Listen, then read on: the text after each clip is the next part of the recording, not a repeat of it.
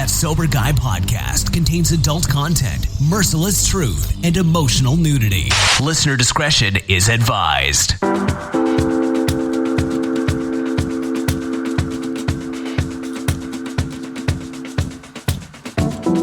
Hop on hit, so it's time to go home. No goodbyes, just sneak to the road.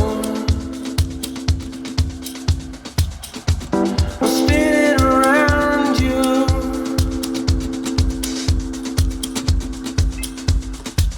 You're never bringing me down.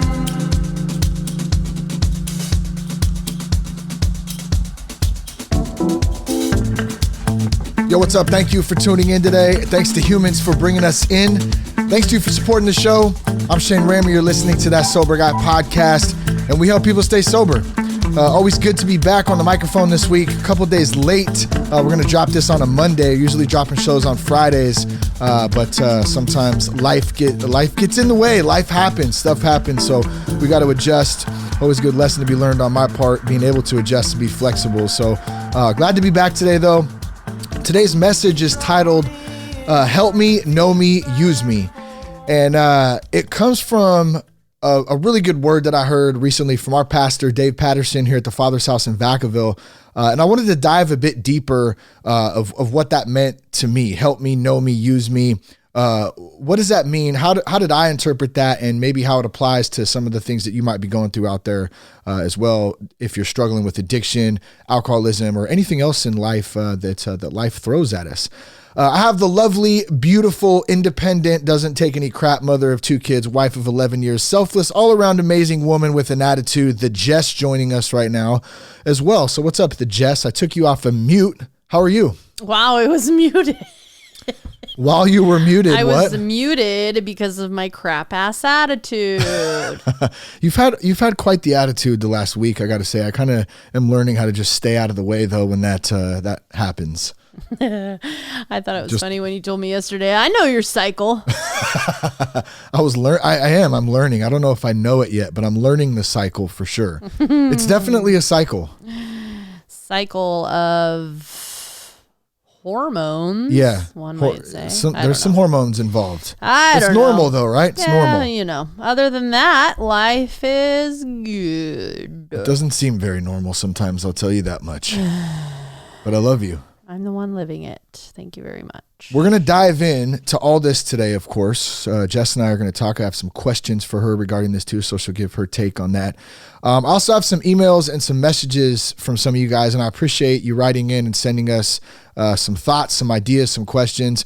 We'll do our best to give some insight into that. Obviously, we're not counselors. We're not therapists. We're not, sometimes I question my own ability to make judgments of stuff. So I want to try to stay away from giving any specific advice, but what we will do is share a little bit of our own experience, what's worked for us, what hasn't worked for us, and maybe some other things that we've learned from some other people around the way. So we're going to get to that and all of that in just a minute. But first, be sure to check us out at thatsoberguy.com. You can connect with us on Instagram at realthatsoberguy and on Twitter at Shane Raymer. Now, finding the right treatment for addiction and mental health illness can be tough. And we've continued to partner with Foundations Recovery Network since 2016. They have a nationwide network of outpatient and inpatient facilities. And they've built the industry's leading research and outcomes program that helps patients, and not only patients, but helps their loved ones as well. If you want to learn more about Foundations Recovery Network, you can go to foundationshelp.com/soberguy, or you can call 833-81-SOBER. That's 833-81-SOBER. You can talk with an admissions coordinator, ask any questions about treatment options for yourself or your loved one. So be sure to check those guys out if you do need some help out there. All right, one last thing, and then we'll get to this iTunes review, and we'll read some emails here.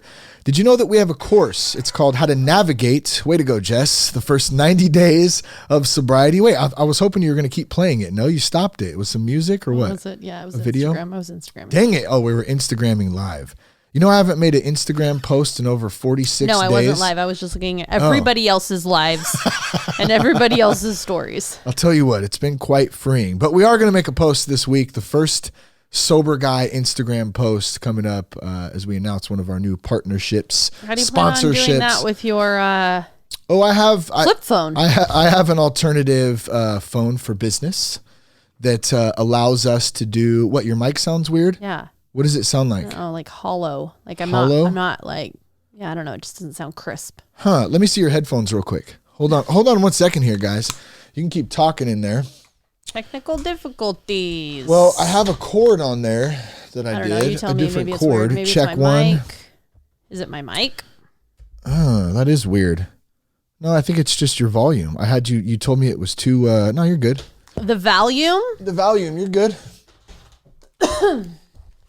All right. Oh, yeah, that's better. All right, perfect. Yeah, I just had to turn you up a little bit. So, anyways, yes, we'll be making another Instagram post, but I got to stay off of that thing. It drives me crazy. It's so easy to get sucked into it, like you said, looking at Suck you right in. It will. But let me tell you about the course real quick. We have a 90-day. It's called How to Navigate the First 90 Days of Sobriety. Here's what it is. I had so many questions about how do I stay sober? How have you stayed sober? What about this? What about that? Do I need a program? Do I not need a program? All kinds of different things. And so what we did last year is we put, I got together with some of my homies, a few doctors, some people in recovery, and we just talked about it. I think there's 11 separate segments, about 30 minutes to an hour each. And it's different guests, different professionals, people in and out of recovery, and what's worked for us, what hasn't worked for us. There's also a plethora, I love that word, a plethora of bonus material, of old podcasts, of 5 quick tips to quit drinking, that kind of stuff on there. So it's just all together. It's $25 with the promo code half off. Go to thatsoberguy.com, click on courses. Here's the thing I always like to say. Number one, it helps support the platform. Okay, so I have to actually pay to have that course on the platform. So that's where some of those proceeds go. It also helps support Sober Guy. And last but definitely not least, it's not a magic potion, magic tool that's going to just save you. It's really designed to be worked in addition to a recovery program of some sort, whether that's some sort of 12-step group, community. You got to do the work. You got to put in the work. You got to show up, and that's what it's about. So one more time, thatsoberguy.com, click on courses. You can check that out there. The promo code's half off. All right, let's check out this first iTunes review. Then we're going to go into a couple of these emails, and we'll answer some of these questions, or at least attempt to. This first review, or the only review this week, it just says, thank you. It's a 5-star review. It comes from FBJDDYRE. I wasn't even going to try to pronounce it. I'm not sure what that is. But here's what it says. I've dealt with addiction to alcohol and drugs for over 20 years. I was a functional addict and decided there has to be more to life. Man, I thought that myself. Same thing. I was tired of telling myself I'm not going to drink today and found myself drunk by 10 p.m. Tired of missing out on life. I decided to stop everything about a week ago, and your podcast helps me every day. Thank you. So, man, there's a lot I can relate to on that. You remember me saying that stuff sometimes, right? Like it was like Groundhog Day, the same thing. I'm going to tell myself I stop. And then the next day I'm drunk by 10 or noon or 2, whatever it is.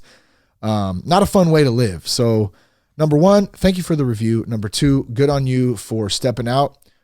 Even as goofy as it seems, like leaving a review and sharing a little bit, even that. And I'm not just saying that because it's a review. You could write it down anywhere, a notepad, a text, whatever. This case happened to be a review, but just getting that out and talking about it a little bit, every little bit is chipping away at those lies that we're kind of told sometimes that help keep us stuck in addiction, or in something else in life that's not really working out like we want it to or expect it to. So, thanks again for that. Appreciate the review. On iTunes, if you haven't left us a review, go into iTunes and click ratings and reviews, and you can do that there. All right, this next email comes from Dave from Buffalo. I'm going to have to shorten this down a little bit. I didn't go through the whole thing, but I will. So basically, Dave says, I'm a year and a half into recovery, growing up in a small town where boozing, you kick back on old grandpa's cough syrup. Is that from Dumb and Dumber? You need to get a sample of that. The boozing. I know I should have. Well, I could probably pull it up there. You know, what is it? Dumb and Dumber. Well, I know it's Dumb and Dumber. It's just ruining it right now. Me trying to like look it up or whatever, but I mean, come on. Just dipping back on Grandpa's old cough medicine. Sir, give me that bottle. I wouldn't drink that if I were you. You'd keep your mouth shut if you knew it was good for you, you pumpkin pie hair-gutted freak. Hear me typing. Sir? Pull over! No, it's a cardigan, but thanks for noticing. Yeah! Killer boots, man! Pull your vehicle to He the almost side crashes of the road. into him. I love the tongue coming out of the front of the Shaggin' wagon. Too. Yeah, the shaggin' wagon. Sorry, Dave. License and We're registration, gonna do this please. real quick. Hope you enjoy it. He just peed. You fellas were going a little fast back there, wouldn't you say? He was peeing in a bottle. a bottle. Or like 10 You bottles. fellas been doing a bit of boozing, have you? Sucking back on Grandpa's old cough medicine? No, oh no, sir. Oh no. No. I love Jeff Daniels' face. Well, what's that? 1, 2, 3, 4, 5. 5 bottles full of urine. That's nothing, sir. Yeah. That's nothing, sir. Yeah. Well, you aware that it's against the law to have an open alcohol container here in the state of Pennsylvania? Come on, give me that booze, you little pumpkin pie hair-cutted freak. Come on. I love that. That's good stuff. All right, back to the email here real quick. So where boozing is such a part of the culture, left me in a bad spot, and all could have ended differently. Long story short, as I got deeper into drinking and drugging, became more confident in driving, always pushing it to one more beer, which is pretty common, I think. And so ultimately I had a night where I didn't remember driving home. Waking up the next morning, seeing my car in the driveway, I knew it was time for a change.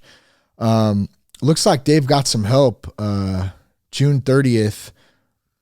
Let's see. That was June 30th, 2018, about 2 months ago. I knew that I needed a little motivation to keep this thing going. Was turned on to your podcast. Listening to what you, Seth, the Jess, and the crew have to say really helped keep me on the right path. He also said too in the bottom here that he liked some of the CrossFit ones. Who knows? Maybe someday I'll be jumping into some CrossFit here too. Has been thinking about it. So Dave from Buffalo, much love, man. Thank you for sharing, and keep it up, man. Keep on the right track. Keep showing up. Keep doing the thing, and stay sober, my friend. Right, Jess? Anything? Yeah, I just like how he's like, I was, I gained confidence in driving drunk. Like, No, isn't that crazy? Yeah, because in your you're like, mental, "Man, I'm a good drunk driver." yeah, your mentality, you're like, I got this down. I'm driving home tonight. No, don't take my keys, damn it! I'm driving. Can't stand that. I remember thinking that I could do everything better drunk or high. No way, I'm way better at driving when I'm drunk. That makes a lot of sense. I don't think I ever thought that, but I definitely felt more confident, but not driving, but just anyway, I just think that that's pretty hilarious that he's like, yeah. And then I realized I wasn't so confident and there's my car and didn't realize I got home. It's crazy, man. But good for you, Dave. Keep it up, brother. Next one comes from Isaiah, listening to your podcast. Really like to try your course. But money's a little tight. That's why I forgot about this one. I didn't mean to put this one in here, but I already said it, so it's going in. One of the things I said about the course is, look, we're about serving others and trying to help people straight up. So I had mentioned it on previous podcasts, if you're in a tight spot and you really need some help and you think that you want to try the course out and you think it might be something that you're going to apply to and use, man, shoot me an email. I'll hook you up with a promo code. That's what I did. So that's what I did for Isaiah. And, I saw he signed up, I think last week. And so good on you, brother. I hope it's going good. Keep us posted on how it's going, what you think, what you like, what you don't like. That helps give us feedback for future courses or whatever we're going to do. So hope that's working out for you, man. This next one comes from Randy. Randy says, been listening to your podcast for a year. Really appreciate your honesty and transparency, especially your acknowledgement of your dependence on God for all transformation and all the changes in your new clean and sober life. By the grace of God, he's kept me clean and sober since 9/17/87. Dude, so Randy's got that's 30 plus years, right? I'm trying to do the math in my head. Yeah, I believe it is. That's awesome right there, and very inspiring to know that you can have a full life without, having to turn back on that.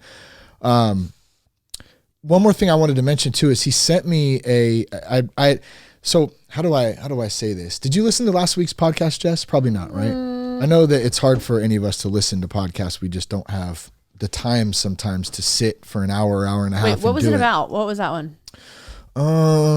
It was titled How Do I Crush Ego? And one of the things I said in there was idolatry, and I couldn't pronounce the word right. For some reason, my tongue was getting all whatever. I said, well, I can't pronounce that word right, whatever. Well, Randy sent me an email, and it just said idolatry on it, right? And then and at first he did send me a paragraph of what I just read, but he also sent a link to Storyline Church. I think they're out of Eugene, Oregon, Pastor Ty Gibson, who they did a series on idolatry and how we idolize in this culture, celebrities, athletes, money, whatever it is, status, my worthiness, whatever. And it was the one he sent me was called The Psychology of Idolatry. And it was really, really good. Actually, you know what I'll do is I'll put the link in the show notes if anybody wants to check it out.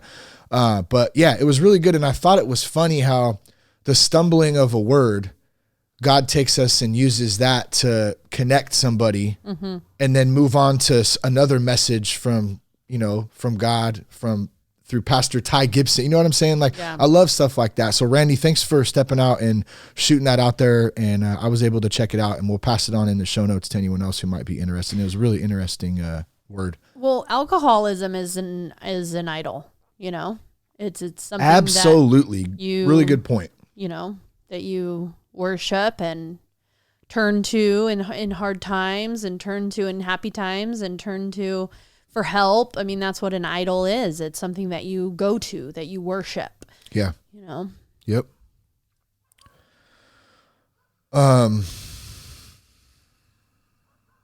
Billy Idol. Billy Idol? Oh my gosh. One of his songs now. Do it. What? You want more. That was my old song. You want more. Well, see, again, alcohol. Oh my goodness. We're doing lots of things are happening up in here. We're doing lots of samples today, huh? My name is Sarah Connor. What is that? I tried to put on YouTube, but it came to a commercial real quick, so I didn't want to play that. I'd probably get in trouble for that too, for copyright stuff, so I better knock that off. In the midnight hour. That's what I was trying to play. Okay, hold on. You don't need to guys. play it. Back I can sing it. Please don't. Nobody, you trust me, you don't want to hear it. Jess does a lot of awesome things. One of them is not singing. I can promise you that. I don't know. Sometimes I can carry a tune. Nope. We'll see about that. Next email. This one was really for you, Jess. Not in particularly, but I would love to hear your take on it. I'm sure Danielle would as well. So Danielle hit me up on Instagram, and she said, "Hey, I love your podcast a lot. It's helped me in so many ways. I was wondering if you give me some advice as a wife to a husband who's struggling with addiction. What do I do if he tells me he's figuring it out and getting off the stuff, but he clearly is not doing well?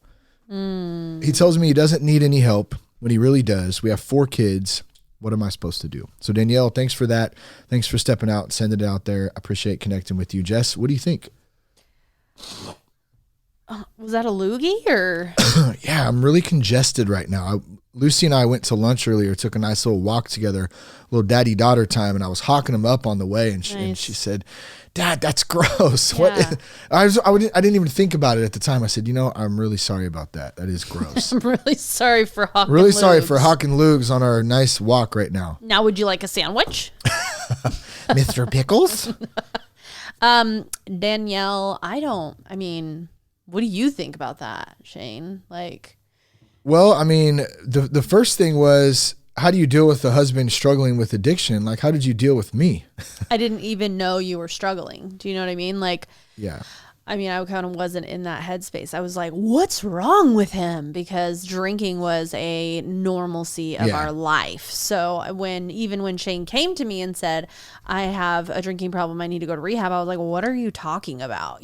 When I look back now, and he had, an issue, but I even then was just like, what do you mean? We're living life. This is what we do. It's whatever. But then when he's like, I was drinking on my way to work, on my way home from work, I was drinking at work, I was like, whoa, you have a problem. It's just so funny. Yep. But anyway, I wasn't really aware that he had a problem, but I was aware that that things were spiraling out of control fast. So what did you do? So I confided in friends. I cried.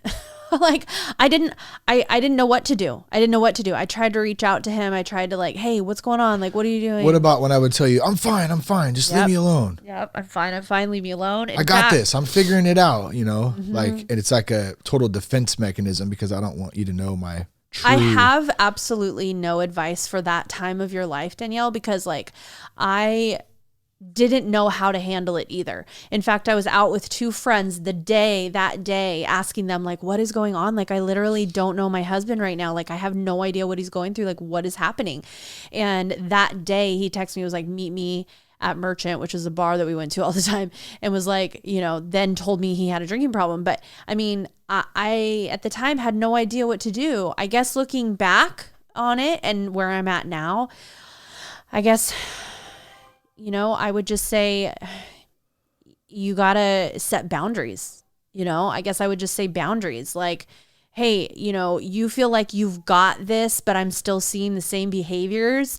Maybe I need you to go to Celebrate Recovery on Monday nights, or I need you to go to a meeting 2 to 3 times a day. Like, a week or something, like, so that I can see that you are really trying and you really do got this.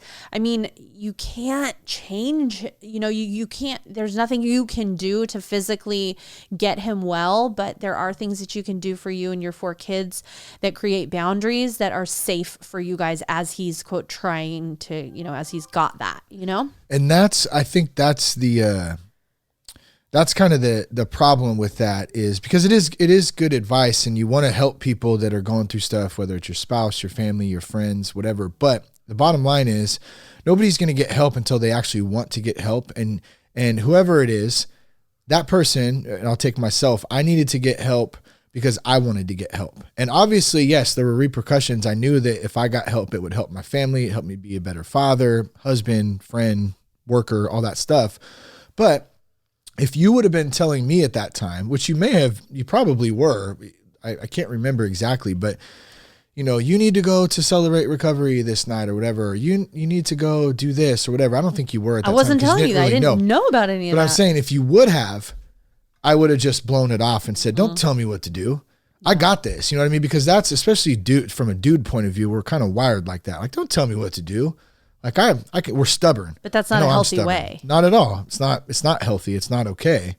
And that's the kind of stuff that we learn how to confront in a program. So I always like to say this, it's much more in any program that I have worked and continue to work, it's so much more less about alcohol, about drugs, about substances, as it is about learning how to deal with life, learning about myself, all that stuff. Here's the one thing you did do, Jess, is you loved me. You loved me no matter what. And you stood by me and you set boundaries. What are you laughing at right now? Well, I'm not laughing, but I hated you too. You did. But you loved me. I had so much love for you, and that's why it was so hard to see this struggle. But I hated what you were doing and like what you were putting us through. And so like, I guess like if anything, Danielle, like do you, I think that's very much like the advice that I give a lot of women when they're like, what do I do? What do I do about him? And I'm like, you know what? Do you take care of yourself? You get in a program, you take care of the kids, you get them out of the house. If, he's, I don't know what his behavior is like or whatever, but you make sure the kids are good to go. You don't fall for the things that he tries to trap you in as he's, drinking and like, and tries to, pick at you and things like that. You get into a program, you start working on yourself, and, the rest God kind of, takes care of. Amen. That's so hard. It is hard, but hang in there, set boundaries, love on them, and, do, like, I think that's great advice. Do the kids, and you got to lean on something higher, in my opinion. I know that's the only thing that's gotten us through, most of this stuff. So thank you for the question. Thanks for reaching out. I hope that helps. I hope that gets you started at least. There's plenty of programs for spouses who deal with stuff, whether it's Celebrate Recovery, Al-Anon, Alateen, all that stuff. There's lots of groups out there in communities that can help with women's that. groups. Yep, absolutely. That's where it's at. So thanks again, Danielle. And let us know how it's going. Holler back later on and let us know. Hopefully there's some changes going on. That's always love to hear good news. Yeah. We just got a couple more and then we'll get into today's message. This next one comes from that white boy swag 65. Yo, Shane, I want to give a big thanks to your podcast. I'm coming up on a year sober. Congrats on that. That'll be in November. So coming up soon, man. That's awesome. And your podcasts have helped kept me in check many times when I wasn't able to do a meeting. You inspired me to start up a podcast of my own a couple months ago. That's awesome. I hit a drought during my podcast and it went dormant for 2 months. Do you have any advice on staying on top of podcasts? Thanks. Thank you. Much love from Nebraska. So first of all, much love from Cali back to Nebraska. Appreciate the message. As far as and congrats on almost a year sober. That's amazing too. As far as the podcast thing goes, man, it's just about, for me, it's not having expectations and being consistent, and bottom line, having fun. Like, if I didn't have fun doing this, I always say this, I feel like a broken record. I say it all the time. The moment I stop having fun, I'm not going to do it anymore. So I'm still having fun doing this. I love serving. I love talking to people. I get to talk to some pretty awesome people on the show. I get to have great conversations with my wife and have her a guest on the show like we're doing today. I get to write. Like, I've been writing a lot lately. This is a great creative outlet. So I think if you approach it like that and you just have fun with it, that's what's going to help you to be consistent with it and continue to put out episodes every week or every other week or once a month. Whatever your daily, whatever it is that you're doing, have fun with it. Make it a creative outlet. So good stuff. Thank you again. And then let's see, last one here. This comes from Cam. It says, hey Shane, just listen to your latest episode. You mentioned prescription drugs for depression. I've been trying to get off of those for the last 5 years. I was an alcoholic, and I'll tell you now that quitting drinking is a walk in the park compared to this stuff, especially when there's no support from doctors, psychiatrists. No one believes you, and doctors don't actually understand how to get off it. The only support I have got is from other people suffering online. So it says maybe you could interview someone about prescription med. So we've actually done we've done some stuff on that. I have to go back and look and see where it's at. But we've had plenty of guests who've had, big time issues with prescription drugs. I know it's a huge issue. It's an epidemic in the country right now, especially starting to talk about heroin and fentanyl coming in, massive shipments of fentanyl coming in, getting pushed on the streets, and people overdosing because of that. And it's a sad thing. And I know that's a little beside the point of prescription drugs, but I think there's a connection there because it's harder and harder to get prescription drugs, which is forcing people to go out and find heroin on the street, which leads to tainted heroin, and which leads to even more overdoses. And, I wish I had a great answer for, and I'm sure everybody does. What's the solution? I think the solution up front is to talk about it, get it out in the open, communicate about it, start podcasts about it, go to community meetings about it, opening up about it, connecting with people. That's really where this thing starts at. And don't give up. I think that's the other thing too. Do not give up. There's hope. There's people that love you out there. Keep trying, and support meetings are awesome. Groups are awesome. So thanks for that, Cam. I think someone wrote in, because I think this came from Instagram too, Cam's message. And I think he responded.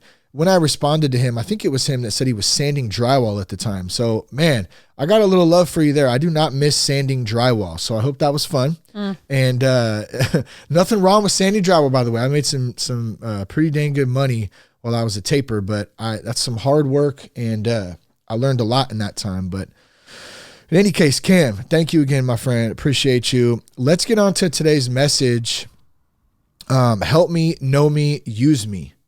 Help me, know me, use me. So one of the things that I had heard, we attended a meeting. Actually, it was a leadership dinner, which was awesome. And they had a bunch of food out there for all the leaders at our church. Lunch or taco trucks, burger trucks, Mexican food trucks, teriyaki bowl. All kinds of different food and ices and stuff. It was a good time. We got to hang out for a bit, eat some good food. And then we got to worship a little bit in church and hear from Pastor Dave.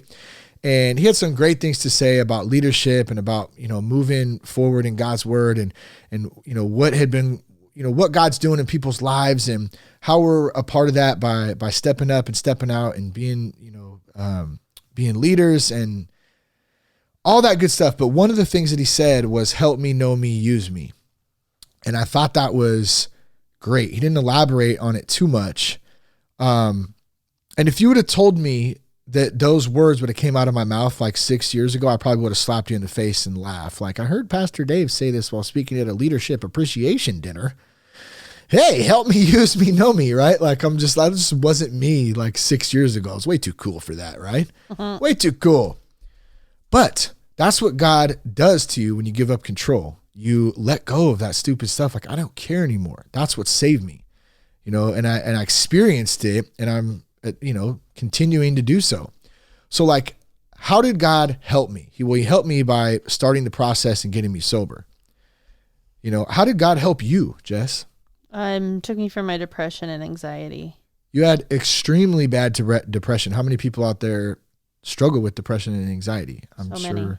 Yeah. Can we see a raise of hands? Can you put your hands up, please? Wow, that's a lot. Wow, that is hundreds, thousands. Right. For real though, it is. Mm-hmm. It is. It is, and it's sad, and it's scary, and it's the world we live in. It is. And I don't know where I would be if he didn't help me. Well, that was the first step, right? We ask God to help us, whatever situation it is. Help me, God, please. And then so we go from there. Then the next one, he knows me. That for me, that was I was starting to trust in him, starting to read a little bit, starting to listen a little bit, starting to try to connect a little bit. And then the last one, he uses me. Like, this is my thought on this. Show me my will, grant me the power to carry it out. I don't want to mess with any of the other stuff, because to me, that means I'm really not, that means I'm trying to control stuff. When I can give it up and just say, God, show me my will, grant me the power to carry it out. Number one, it's really easy for me to remember that because it's short and sweet. And it also says everything. I'm putting all my faith in you. Now, how has he done any of this in your life? Like, think about it. Have you asked for help? Do you know God? Is God using you in, whatever way possible? And if he's not, how can he do it in your life? It's possible. Like, I promise you that. But it is all about surrender, about stepping up, stepping out, getting uncomfortable to do that. Any thoughts on that, Jess, before we kind of go forward? I know this is a little bit of a different format for the both of us. We're usually on here just goofing off and kind of getting after it, freestyle session, but it's a little bit more of a serious topic, I feel like, this week. We get serious. We do get serious, but it's just not formatted as much. Like I said, I've been writing a lot lately. So we go through different seasons, and the shows go through different seasons as well. That's for sure. So I'm practicing and exercising my right. You know what I learned? Okay, so now I'm going to totally go off. This is crazy, but I was thinking about this. All those years that I spent in the garage recording studios, like writing and wordplay and freestyling with 40s and fat Philly blunts and Swisher blunts and all that, those were some crazy times, right? Freestyle sessions, shows, all that stuff. Number one, I learned how to wordplay on stuff. I learned how to freestyle. I learned how to write. And it's funny how in that time, that served its purpose for that time, but it's transitioned my life into the ability to do it in more of a positive manner today. And I really enjoy doing that. So that's what I'm saying when I say I write now. I'm writing stuff out, and I sail. I'm sailing. I'm sailing. I write. Dr. Leo Marvin. If you haven't seen What About Bob, see it. Sorry. I'm totally think that it's crazy how God takes the things that we like. It's always been in you. You know what I'm saying? It's always been in us, like in me, like my thing, whatever that was. But like for Shane, it was writing. Like it's always been in him. And the way that God, even when his drinking, even in his using and everything else, he was still, utilizing that gift. Maybe not in the way that God wanted it or needed him to, but he was still exercising it, And then when he got sober and everything else, God was like, I have a plan for you. Like spoke that audibly to Shane. Like I have a plan for you. And now, I don't know, maybe it's this, maybe it's something even after this, but like he's using that gift that he's given him of writing and everything else that he had been exercising while he's, was even in his lowest times of life. And so for the listeners out there, like, what is that gift, that thing that is very, very special and unique to you that that like, even if you are in your, lowest time and everything else, but like, you still know, like, I'm dope at this, like, I'm like, I like I got this. Like, I can do this. Like, homeboy over there can't do that, you know? And so like, but I know I got this. And then, you know, you're like drinking and like whatever and partying and you're like, oh, check me out, you know? Then it gets like, you know, ridiculous. Excuse me. Can you please silence your flip phone? Thank you. I thought I put it on silence. Please silence your flip phone. Anyone who has a flip phone. That Shane Raymer, the only one in the room. I swear that I put this on. Well, that's because it's a flip phone, so you can't really be too certain. I didn't see. Oh, it was on level 4. Now it's on silence. Silencio. So anyway, all I'm saying is that, you know, the gift is always there. It's always in you, but it's like, when are you going to be in your best self, physically, mentally, that gift can come out and become that purpose that God has for you. Yeah, I love it. And little credit to Pastor Dave on this too. Just want to say that, since we're kind of cherry picking a little bit out of that. I feel like there's such a good, you know, sometimes you hear, that's what I love about whether it's a podcast, a word you hear, a show, whatever it is. Sometimes you get a lot of good stuff and you just hear one thing out of it that just like, wow, that really makes a lot of sense. And you want to dive into it a little bit, you know? And so speaking of that, one thing that made a lot of sense was Bob sailing. I'm sailing! I'm sailing! I'm sailing!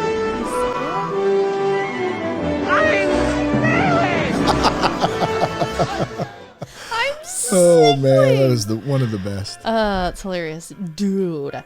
So like, it's crazy too, because like when you were saying like, help me, know me, use me. When I think of know me, I think of like, who am I? Know me, Lord. You know, like who am I? Like, who do you see me as? What is this? Who do you see me as? Who am I in your eyes? Like know me, know who I really am, and kind of clue me in on that, you know, because once we come out of that struggle, whether it's addiction, depression, whatever it is that he helps us through, then we're like left wide open, like, who am I? You know, like, who am I? And only God knows who we are. We're made in his vision and in his likeness. So it's like, let me know, you know? Well, I think too, for a lot of people, and me included in this, at least me 6 years ago included this, and before that, we want God to perform like this miracle, right? It's like, man, this, you know, a miracle is not, God, let me win the lottery. Like, that's like one thing that came to mind. God, please, I need a miracle right now. I need to win the lottery, right? Like, trust me, I've tried that. It doesn't work. I'm talking miracles of recovery when I'm saying like we need God to perform a miracle, redemption, a relationship, recovery, getting sober, that kind of stuff, you know. And the Bible talks of a man healed of leprosy. And you know what's so funny? This isn't in the notes today, but we heard about this today. And we'll talk a little bit about that later because I don't want to go down a whole rabbit trail and get all off. But sometimes God's miracles require us to step outside of our comfort zone and do things that don't always make sense. So like, you know, for me, leaving my daughter, my wife, to go to treatment at the time, like I knew that I needed to do it and I needed to get help, but it wasn't easy and it didn't really make a whole lot of sense at the time. I knew it also wouldn't make a whole lot of sense to those around me, to some of my family, to some of my friends. Like, wait a minute, Raymer, he doesn't really have a problem. Like, he's not blackout drunk. Like, they didn't know what was going on in my mind. They didn't know the things I was doing, you know, alone, when I was in that alone time. But in the moment of surrender, you know, stepping out, getting out of my comfort zone, like God showed me who he was and he reassured me that I was doing the right thing in that moment because I stepped out and I kind of just gave up. Like, I remember literally feeling the weight going off of my shoulders, like 8 million pounds, you know what I mean? Just lifted. Yeah. That's exactly what happened to me. Same thing, the struggle. I was, you know, there in church, never set a foot in church before in my life, was never into God or anything, you know. I'm into God. What's and, up? How you doing? I was so depressed and anxious, and same thing. God showed me who he was and what he could do for me in that moment. And I just had to trust him. And I didn't even know why. I didn't know what that looked like. It didn't make sense to me. But I was done living the way that I was living.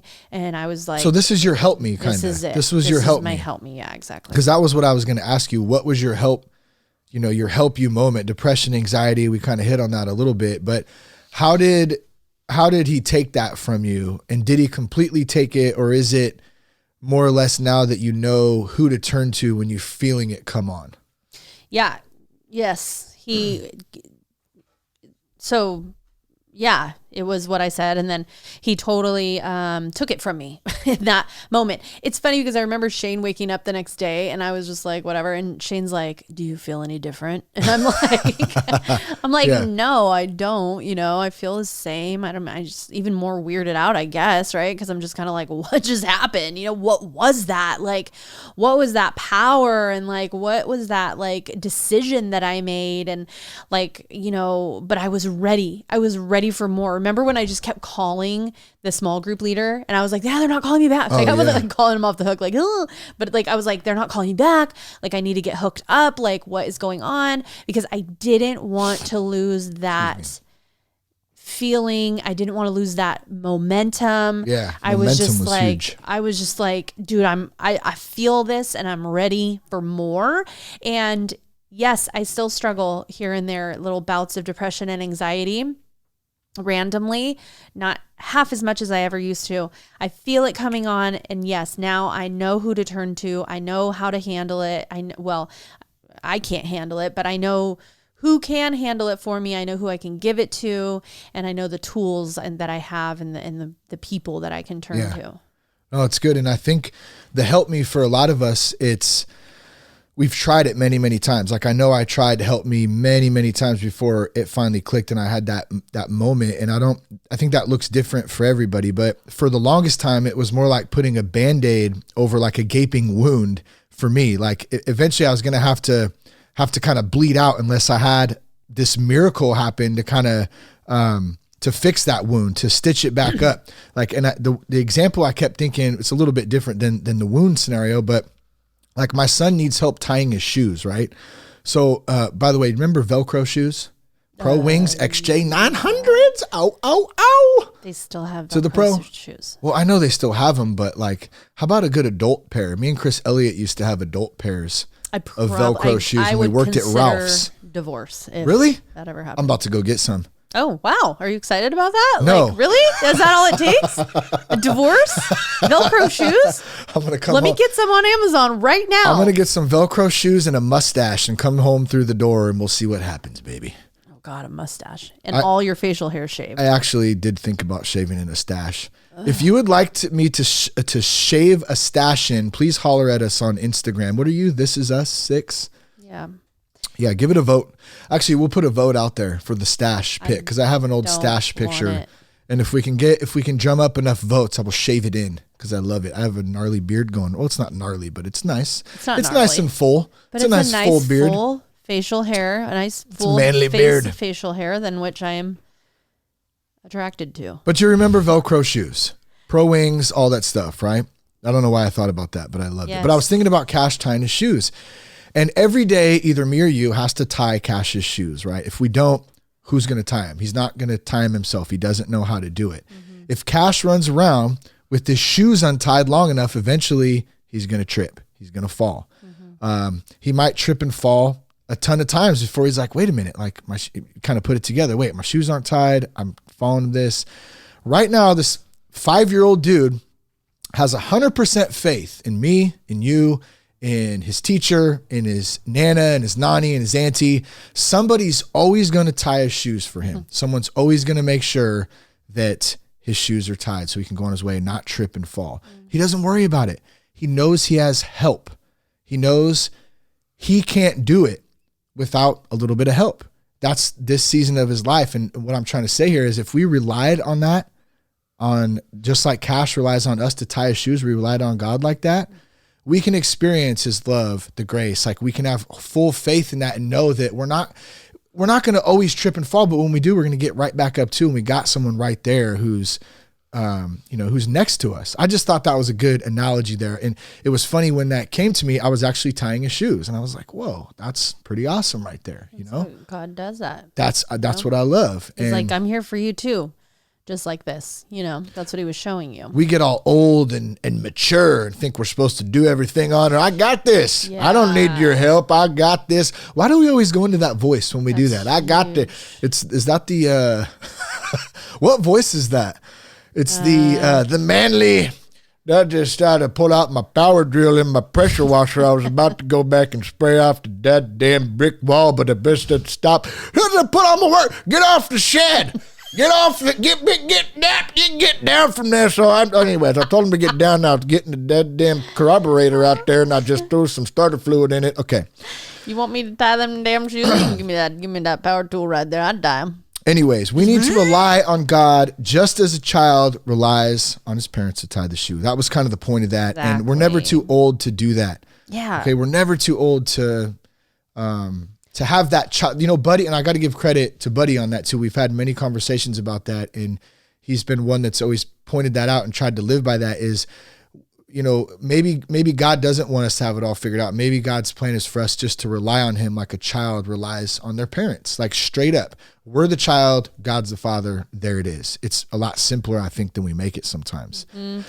And you would never, depending on what type of parent you are, if your kid is like, hey, I need help with this, you're not going to be like, I'm not helping you with that. Figure it out yourself, or no whatever. Way. Like, that's not the attitude you would have. And like Shane said, that's the same attitude that God has for us, being his children. It's like, I will show you how to do that. Let me just, let's do this together though, right? It's not like, I want to win the lottery. And then he's like, here you go. Right? Like, that's not the case. Here's $1,030. Where's cash? Here's the $3,700. 9,649,000.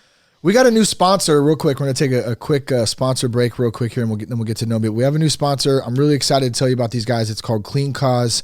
Why don't you crack that there, Jess? We got a few of them because the guys were nice enough to send us a boatload of cases of these.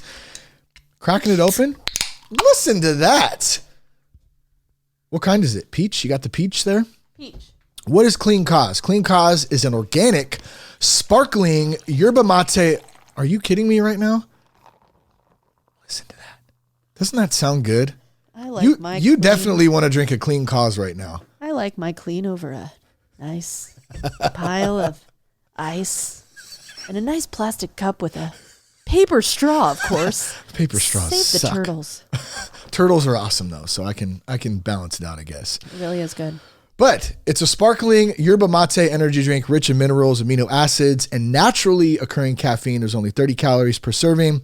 I mentioned the peach flavor. There's 3 other flavors: raspberry, lemon lime, blackberry. They taste great. You get a great crash-free energy boost. Mm-hmm. And here's it's also organic and fair trade, which always those key words in there. But here's the best part. This is why when Alex reached out to me, number one, I wanted to try the drink, and it ended up being awesome. Tastes great, gives me a little kick. But here's the best thing about this. 50% of all Clean Cause drink profits. Who's that guy? One of the neighbors coming by. 50% of all Clean Cause drink profits support recovery from alcohol and drug addiction. The creator, Wes, is in recovery himself. Him and the Clean team are on a mission to help others and give back with their Clean Kickstarts, which are 30-day sober living scholarships to help support people when they're fresh out of rehab. They help them find a job, establish a recovery support system, all that good stuff. And to date, they've granted, where's that card at? Is there a little card over there, the Clean Cause card? It should be right under your, where did I put it? Here it is. I want to get the number right here. Sober Living Scholarships. This is as of about a week ago, I believe, or in the last week, with a value of $404,500 they have granted to Sober Living Scholarships. So it's pretty awesome. You can get a monthly case and you get some great stuff to drink, and you also get to help support someone's recovery out there. So if you're interested in that, you can get 20% off your first order by going to www.cleancause.com and entering the promo code SOBERGUY. That's cleancause.com. Enter the promo code SOBERGUY and get yourself some Clean Cause energy drinks. They're pretty dang good. And we're going to have Wes on the show here pretty soon. I think we're recording that in the next couple of weeks. So be on the lookout for that, and you can get a little bit more info about the Clean Cause. All right. The next point we want to talk to, we talked a little bit about help me. I want to talk a little bit about know me. what does it mean to have God know me? What does it mean for me to know God? So I was kind of thinking about this, like, what's up, God? How's it going, bro? You know me, like, it's your boy Shane Raymer from church like 8 months ago. Remember I asked you to like save my job, give me more money, help me not drink or use drugs. Like, you didn't answer me, but whatever, I guess. I understand you're pretty busy, bro. So I just kept doing on what I do. I was kind of like my know me back in the day, if that makes sense. It was kind of not even half in, half out. It was more like almost all the way out, occasionally stepping my foot over the line to kind of, hey, God, I need some money here. Help me win the lottery. It's like, it just doesn't quite work like that. I wasn't willing to put in the work to know God. I wasn't willing to show up. That's one of my favorite things. Just show up. Then the work will come. You put in the work when you show up, but you got to show up first. And I wasn't even willing to show up, let alone put in the work to know God. It's up to me. I have free will. I have freedom. Freedom as Braveheart, the movie. I don't have the sample. I'm not going to go look for it right now. They'll never take our freedom. That was it. Good job, Jess. Welcome. Woo. Where's the applause? I don't know. I'm not going to play it on there. But God gave us all free will and the freedom to choose and to make a choice about anything in our lives. And it's personal responsibility. It gets rid of the victim mentality. Nut up, sack up, and let's do it. Like, you can do it. That's what I had to do. That's what I told myself. I'm not telling you what to do. If you don't want to nut up or sack up, you can be whatever. Do what you do. Do what you do. But have you ever had that person that you thought you didn't like, but then once you took the time to get to know them, you actually found out they were pretty awesome and you had a lot in common? You ever had that, Jess? Yes, many times actually. It's pretty funny how God does that, and I'm like, hey, great, thanks God, I hear you. Yeah, you're like, wait, what a minute, that's kind of odd. Like, interesting. You're kind of cool. You're not as crappy as I thought you were. Mm-hmm.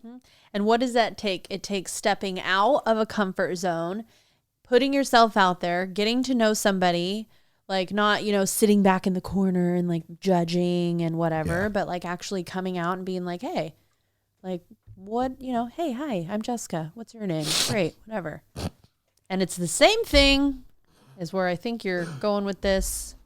Well, I didn't really know quite where I was going because I got sidetracked real quick with the big loogie in my throat. Go ahead. They are the same Take thing it away. as with God. It is. Right? You judge him. You think he's one way. You think he's like, a life with God is like this restrained, restrictive. I can't do this if I'm a Christian or whatever. I can't do this if I know God. I can't blah, blah, blah. But then you get to know him because he did something so amazing for you. Saved your life, really. And you get to know him and get to know really what he's all about. And you're like, wow, you're kind of cool. You're kind of cool, God. Kick ass. Like what you were saying earlier about like a choice or whatever, like God gives you choices. It's the same thing with, a salvation type, I'm kind of going off on a different trail here, I know, but like, it's the same thing. You don't have to come to Jesus, right? You don't have to do those things. He gives you that choice, and that's why I think it's so awesome, because a lot of people feel like, oh, you have to do this to go to heaven. It's like, no, you don't have to do anything. It's a choice. I don't know. Well, no, that's good. And I don't really know where I was going with that. That's good. And I got you. And I think that there could be people who say, well, and I'm one of those people. Like, did you know that? Okay, so some people have heard the story. Some people probably haven't, but I'm not going to get into it right now about how the experience that I had in the moment when I found a Bible laying in the middle of the road and something spoke to me and said, go get help. Like, and it confirmed me to go get help. And that's what I did. And I never looked back since. Did you know that, and I told Phil this earlier today, because I've been thinking about this, but did you know that I denied that for a long time, that actually happened, and then that was real, and then it was nothing more than coincidence, and and people could still say that. Anybody can have an opinion. Oh, that was just a coincidence, and that's fine. Your opinion's your opinion, right? But what it took for me is to finally Like we talk about giving up control and letting go of being man's mind and trying to figure everything out. Like I was working myself tirelessly trying to figure things out in denial. Even this is even after I've been sober. And so the point I'm getting at here is, look, if there is a problem with God or a higher power or whatever, you want to put a label on it, you don't want to, whatever it is, can you, and I've heard this through some more buddy and I's conversation, get yourself a sponsor, a mentor, somebody if you don't have one. My sponsor is a friend, like he's a good dude. We have a lot of great conversations and we've both, I think he would agree that he's taught me a ton of stuff and I think I've taught him some stuff too. And it's pretty awesome, that relationship, you know what I mean? Those conversations, and I get to share them on here a lot often. I get to share them with other people. They get passed down, and that's what's so great about it. And you learn from them. But one of the things that we've talked about, I remember asking him a long time ago, well, how do you deal with sponsees or people who don't believe in God? And he said, well, sometimes I'll ask him, can you see God working through me? Like, if you don't think God's real, can you see God working through me, through Jess, through somebody else in your life who has been able to keep sobriety, who's been able to use God as that anchor, whatever that God might be to them? I've been sober over 6 years. That's God. Like Jess doesn't have the severe depression, anxiety that she used to have. That's God. Like just go back and listen 100 episodes ago to our mentality, how filthy our mouths were. My mouth can still tend to be filthy here and there, but it's getting a lot better. And it's not because someone told me you don't need to talk like that anymore. Trust me, people tried to tell me that, or you're going to have to cut that out if you want to do X, Y, and Z. And I was like, bird, middle finger. Like, and it's not because I was trying to be an ass, but I wasn't ready. I'm in a time in my life now where I'm just like, man, do I really need to be dropping F-bombs all the time? And like, I don't need to talk like that anymore. I just don't feel the need to. You know what I'm saying? I don't want my kids to hear that. I don't want to come off like that. It doesn't sound intelligent to me anymore and I'm not saying that I don't do it still. I do. So I'm being very upfront about that. But my point is I'm conscious of it. And I don't know how I got on the whole topic of cursing now, but that's been an issue of mine, something that I have kind of battled with. But in any case, can you see, if you're having an issue with it, God working through other people, this and that kind of like, maybe, he already knows everything about me anyways. Like he knows everything. So it's about me getting to know him. And then I think about this when I hear about him thinking about everything. I cheated on my history exam. In 4th grade, I stole my Uncle Ben's toupee and I glued it on my face when I played Moses in my Hebrew school play. In 5th grade, he knows everything. Goonies. And I blamed it on the dog. When my mom sent me to a Chunk. summer camp for fat kids. For fat kids. Lunch, I got nuts and I pigged out and they kicked me out. God knows everything. He knows all about what Chunk did in Goonies back in the day. He knows all about what Shane Ramer's gonna do, all that stuff, man. So it's about me diving in a little bit, getting to know him a little bit. Anything else you want to add on that? We're going to move on. Moving on, brother. Right behind you. Use me. What does that mean? Use me. Use me. How does God use us? How does he use us to help others? Jess, kind of since you have been saved, how's God used you in many ways you never thought possible? And I can just say a couple things up front. So proud of you. The women's group, like Jess leads one of the dopest women's groups around. Whole bunch of awesome chicks in there, getting down, loving God, meeting, working on their stuff. Like I remember, I hope you don't mind me saying this, back in the day at our old house when we used to sit and pray, like God, our house was so small just a couple of years ago. We couldn't fit people in to have group really. But we still did. We did actually. We had the youth group there, which was awesome. Mm-hmm. But we did ask for that. Like, God, if we just had some more space, we could really, have groups, and we really, wanted that. And you were so scared to start a women's group. I remember, like you were like, you didn't, it was like that was a really big deal. Of course, it should be, but you ended up doing it. And now you have this like thriving group. You did CR, step study. You started a podcast, you're a mom, you're doing CrossFit, you're doing all this awesome stuff. And I'm not pumping your nads here that you don't have. My nads. I hope you don't have nads. Gross. That'd be news to me. But how has God used you in all those different ways? Like, what's that kind of been like through this process? Yeah, I mean, it's kind of just this crazy, like, it's weird because I still am like, use me, Lord. Like, how can, like more. But the funny thing is when you mention all those things, I'm like, dang, yeah, like, he's using me.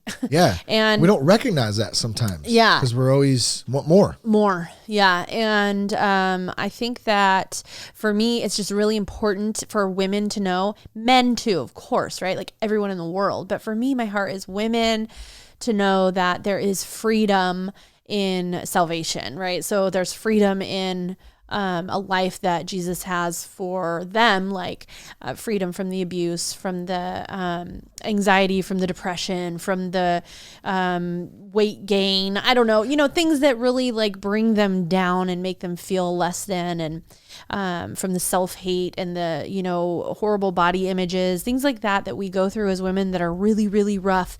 And there's like freedom from that, so it's on my heart huge for everyone that I know to know that freedom, and it's so difficult because it's like, Lord, use me. And he's using me in so many ways, but then there's people that I just can't reach, and I just can't like get to. And still I don't know. I'm just like, make the fire brighter, make it lighter, make it whatever.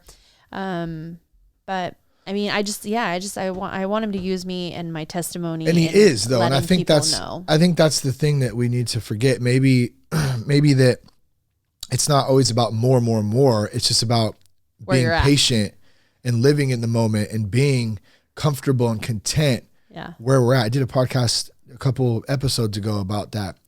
It's okay to be happy, be content. I can't remember the other thing, exactly what it was called. It was like 2 episodes ago. It's very difficult for me to be. I know. I've been trying to have you ask you to slow down. Like when you tell me effortless effort, like that's very difficult for me because I need to put forth the effort and the work. Yeah. But I know that God doesn't want that from us. He's like, there's this story and it's Mary and Martha. It's a Bible story. And they talk about how Jesus came to Mary's house or Martha's house. One of them, I can't remember.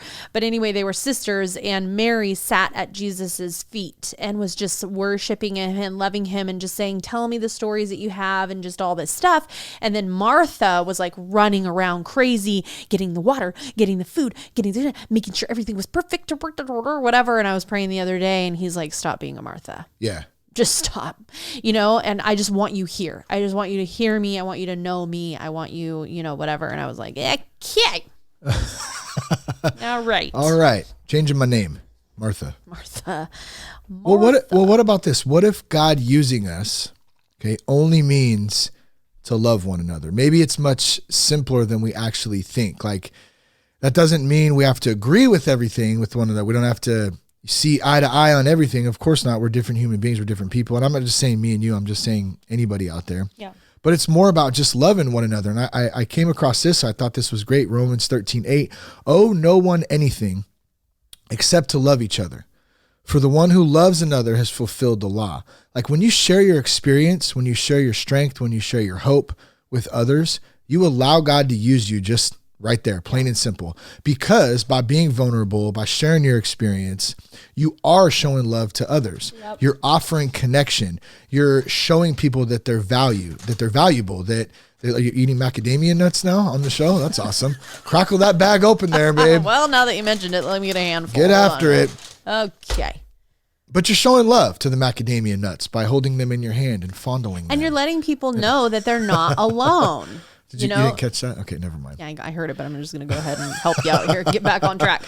You're letting people know that they're not alone, too. There's relation there, where people in depression, they're like, I'm depressed. Nobody gets it. I'm horrible. I want to kill myself. This sucks, And it's like when you are, when you're being used, then it's like, hey, I went through that too. I'm out of it. It's whatever. Well, and here's the thing, and we're gonna wrap this up because we're already over an hour here. And wrap it up. We got Sunday dinner to go to with the fam. Yeah.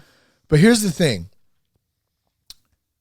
When we're opened up to what we're supposed to be doing in life, our purpose, when we're serving others, when we're trying to live in the moment, when we're trying to do the right thing, Like, have you ever been in the right place at the right time and wondered, like, how in the like crap did that happen? Like, the timing had to be impeccable, right? Like, and I'm a believer that when we're trying to do the right things, those opportunities are definitely more recognizable than when we're not in the right space. Like, when I'm not sober minded and in a good place spiritually and stuff, like I don't feel like at least I recognize those opportunities or those moments as much. And like, we had one of those recently where we helped a friend out, and it was crazy. Like, we got home, late. It wasn't too late, 9 o'clock maybe. It was pitch black out. We have we don't have a lot of light on our street, so it gets pretty dark once the sun goes down. It's kind of hard to see. And so we take the kids in, everybody goes inside, and I left my awesome flip phone in the car, right? And so we went inside, we started to get, stuff together. We were all tired, and I'm like, man, I left my phone in the car. I'd already locked the doors, everything was ready. I was about to get my sweats on and get comfy and get in bed. And I go, man, I guess I'll go back out and get my phone. And so I walk outside, and I go to get the car, and all of a sudden do you ever get that moment when you can feel somebody coming up on you, like, or close to you? And it's crazy because it's not, you don't hear them, you don't see them, but you can feel it. You can feel somebody looking. Well, I could feel somebody close to me just for like a second, 2 seconds. And then I could hear him. And then all of a sudden I heard Shane, and I was like, what the heck? Well, yes, Satan. Man, it was a trip. It kind of scared me at first. It's pitch black. Well, to make a long story short, we had a friend of ours who was going through some stuff. She had just had a encounter with a loved one, and it didn't go well, and she was pretty upset. I'm not trying to blast anyone's business out or anything, of course, but I'm just saying that I had to be at the right place at the right time to walk back outside, to be there and to say, hey, are you okay? Are you hurt? Do you need anything? She needed a ride. I went in and got Jess, and Jess gave her a ride to where she needed to go. And point being, it's not about saying me and Jess are great because we help people and give someone a ride. I'm just saying that when we're open to God, to serving and being open to help people and have that mentality, those opportunities come up more often than not. And it's really cool when we can recognize those and go, okay, cool. that's like, I'm glad to be able to do that. We're going to say something, jump in I just anytime. think that, yes, when you're open to that, but then also just realizing that that's not a coincidence anymore. That is God moving. Everything is God moving. He has a plan, and every little thing, it all just goes together into the big purpose for you, for others. Like, it's pretty amazing. Well, I think for me too, it just comes back to, like I said earlier, and that's what I was going to kind of wrap this up with, was just show up. Like, God's able to use us when we show up.